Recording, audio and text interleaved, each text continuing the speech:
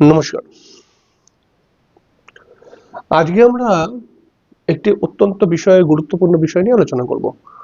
কোন কাজ করলে আপনি সফল হবেন? সেটা ব্যবসার দিকে হতে পারে, সরকারি চাকরি হতে পারে, প্রাইভেট জব হতে পারে, অন্য কিছু হতে পারে। কোন কাজটা করলে আপনি সফল হবেন সেটা কি করে জানবো? এটা জ্যোতিষের একটি, দেখুন, কোন কাজ করলে আপনি সফল হবেন এটার জন্য আমি হয়তো 4-5 রকমের ধারণা আপনাকে দেব। তবে আজকে একটি ধারণা, 4-5 রকমের ধারণা, 4-5 রকমের ভিডিও, 4-5টি ভিডিও করে তবে ধারণাটা 5 রকমের দিতে পারবো। তবে আজকে এক ধরনের আমি আপনাকে বলবো বিষয়, সেই রকম ভাবে যদি দেখেন তাহলেও কিন্তু ব্যাপারটা মিলবে অনেকটা। তাহলে এর জন্য আমাদের কি প্রয়োজন হবে? কোন কাজ করলে সফল হওয়া যায়, এর জন্য আমাদের প্রয়োজন হবে লগ্নকে, চন্দ্রকে আর রবিকে।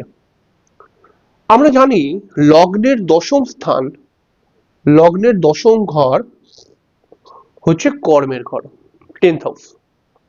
তাহলে পারে আমরা লগ্নের দশম ঘরে দেখব কোন গ্রহ আছে, সেই গ্রহটাকে আমরা নিলাম, মনে করা যাক শনি আছে দশম ঘরে। আমরা দেখব দশম ঘরে কোন গ্রহ আছে সেটা আমরা পরে দেখছি। আমরা আগে দেখব দশম ঘরের মালিকটাকে। আমি মনে করলাম দশম ঘরের মালিক হচ্ছে রবি। আমরা চন্দ্র থেকেও দশম ঘর দেখব। তাহলে চন্দ্র থেকে দশম ঘরের মালিককে মনে করা যাক বৃহস্পতি।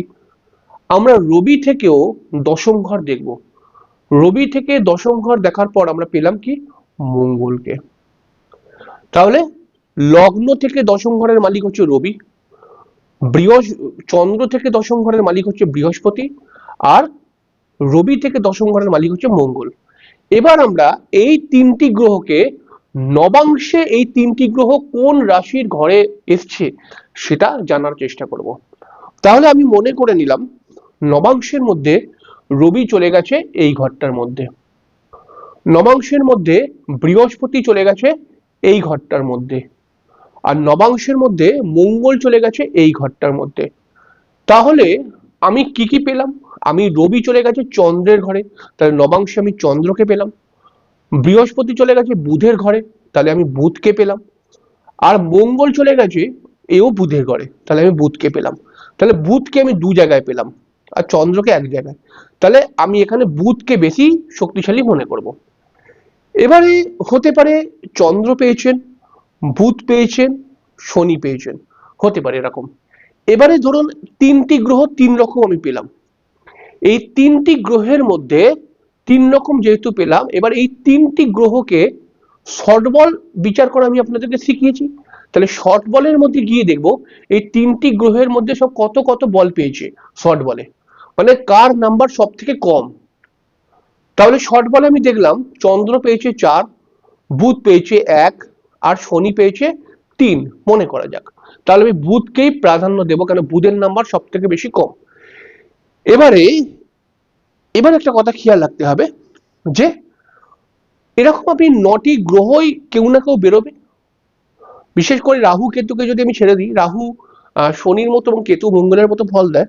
তো যদিও বা কর্মের ক্ষেত্রে এদের একটা নিজস্ব ফলও রয়েছে, তবে সাতটি গ্রহ অবশ্যই, সাতটি গ্রহের মধ্যে কেউ না কেউ বেরোবে। সূর্য থেকে, রবি থেকে আর কি শনি অবধি কেউ না কেউ বেরোবে। রবিও বেরোতে পারে, চন্দ্রও বেরোতে পারে, মঙ্গলও বেরোতে পারে, বুধও বেরোতে পারে, কেউ না কেউ বেরোবে। এবারে আমি কোন গ্রহরা কোন কাজকে নির্দেশ করে এটা বুঝে নিতে হবে। তাহলে এটা আমি বলছি, আপনি অবশ্যই তাহলে রবি যদি বেরোয় তাহলে পারে রবি কোন কোন কাজকে নির্দেশ করে, কোন কোন ব্যবসাকে নির্দেশ করে খেয়াল রাখবেন। রবি মানে হচ্ছে ওষুধ, সরকারি চাকরি, সোনার উপর ব্যবসা, রেশমি কাপড়ের কাজ অথবা ব্যবসা, বিদ্যুতের কাজ, আগুন রিলেটেড কাজকর্ম, যদিও বা আগুনকে মঙ্গলও কন্ট্রোল করে, তো মঙ্গলের সময় আমি বলবো আগুন।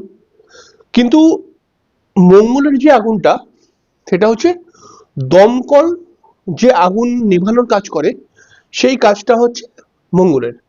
আর রবির আগুন হচ্ছে আগুনকে জ্বালিয়ে যে সমস্ত কাজকর্ম করা হয় সেই কাজগুলো। রবি কিছুটা মেকানিককে ইন্ডিকেশন দেয়, আর কোনো কোনো সময় রবির দ্বারা ইউটিউব মিডিয়া রিলেটেড কাজকর্ম কিন্তু হয়। এটা পুরোপুরি রাহুর উপর ছাড়বেন না, তাহলে পরে কিন্তু একটু ভুল হয়ে যাবে। আমি পরবর্তী সময় একটা যখন বিষয় বলবো তখন আমি বলবো যে রবির মিডিয়া আর রাহুর মিডিয়ার মধ্যে কি পার্থক্য রয়েছে। তো অবশ্যই রবি এগুলোকে কন্ট্রোল করে। তাহলে আপনাকে দেখতে হবে যে কোন গ্রহ বেরোচ্ছে। আপনি হয়তো আগের যেটা বললাম সেটা হয়তো বুঝতে পেরেছেন। এবার কোন গ্রহগুলো কোন কোন বিষয়কে ইন্ডিকেশন দিচ্ছে দেখুন।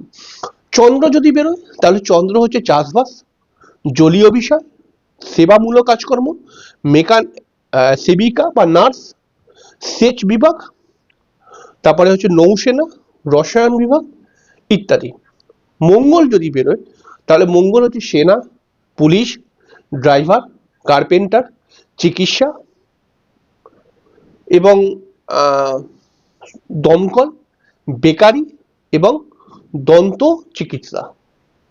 বুধ যদি বেরোয় তাহলে লেখাপড়া রিলেটেড কোনো কাজকর্ম, টিচিং প্রফেশন, জ্যোতিষ, লেখক বা পত্রকার, পুস্তক তৈরি, ট্যুর অ্যান্ড ট্রাভেলস, সেলস এবং কম্পিউটার সাইবার ক্যাফে এগুলোকে নির্দেশ করছে।